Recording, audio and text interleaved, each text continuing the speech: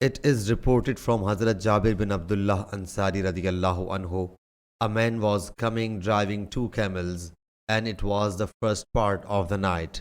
He found Hazrat Muaz radiyallahu anhu performing prayer.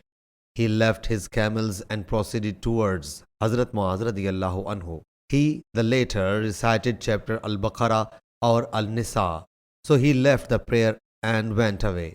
When he came to know that Hazrat Muaz radiyallahu anhu got offended, he went to the Prophet sallallahu alaihi wasallam and complained against Hazrat Muaz radiyallahu anhu. The Prophet sallallahu alaihi wasallam said, "O Muaz, you are a troublemaker." He repeated it thrice. Why didn't you recite the chapter Al-Ala, chapter Ash-Shams, or chapter Wal-Layl for the aged, the weak, and the people who have a task to execute, perform prayer behind you? Shoba said, I think this, the last sentence, is also included in this hadith. Saeed bin Masruq, Misar, and Shebani corroborated it.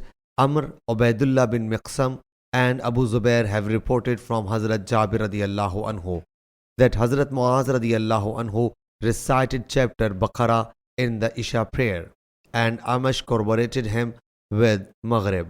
Sahih Bukhari, Hadith number 705.